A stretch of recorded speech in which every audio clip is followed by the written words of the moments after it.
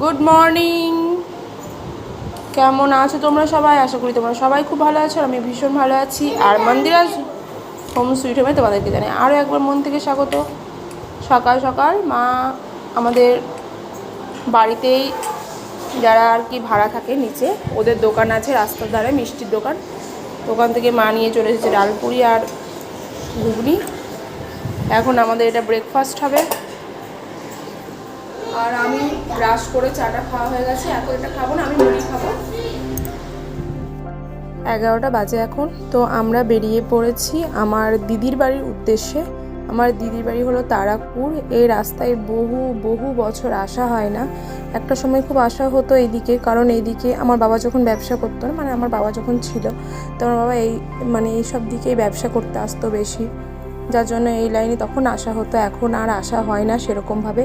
আর আমার দিদি বলতে আমার ঝুমু দিদির বাড়ি, মানে আমার বড় মাসির বড় মেয়ের বাড়িতে, ওখানে যাচ্ছি। দিদি অনেক দিন থেকেই যাওয়া, মানে আয় আয় বলে আর কি, কিন্তু যাওয়া আর হয়ে ওঠে না। তো চলো দেখি। এদিকে আমার বোনও চলে এসেছে। মায়ের কাছে দুদিনের জন্য এসেছি, কিন্তু দিদি যেহেতু বারবার করে আসার জন্য বলে, ভাবলাম যাই একটু ঘুরেই আসি। আর দিদির ঠাকুরঘরটা এত সুন্দর, এত সুন্দর। আর আজকে আমরা আসবো বলে আমার জামাইবু রান্নাঘরে ঢুকে রান্না করছে সবার জন্য।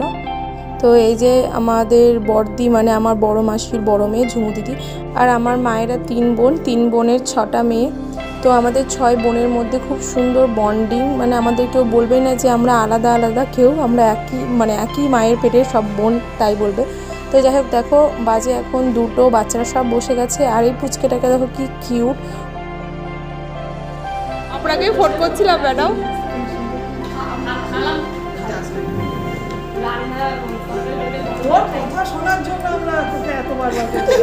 তোর জন্য ওয়েট করছিল এতক্ষণ, তোর জন্য বসে আছি। আমার জাইবু আজকে খুব আনন্দিত, জাইবু শালিরা সব এসেছে, তাই না বল? জাইবু খুব আনন্দিত আজকে, জাইবু আজকে নিজের হাতে রান্না করেছে টাইম বের করে।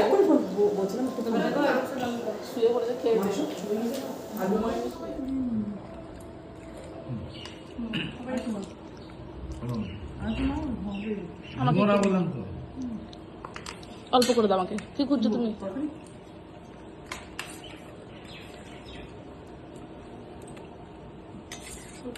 তো যে পুচকিটাকে দেখাচ্ছিলাম ওটা আমার জামাইবুর ভাগ্নে, মানে ভাগ্নের মেয়ে আর কি। এত কিউট আর শুধু হাসে। এইটুকুনি। তোমাদের কেমন লাগলো অবশ্যই জানাবে। ভালো লাগলে লাইক শেয়ার কমেন্ট করে দিও, আর ছোট্ট মোটো চ্যানেলকে সাবস্ক্রাইব করে দিও। বাই।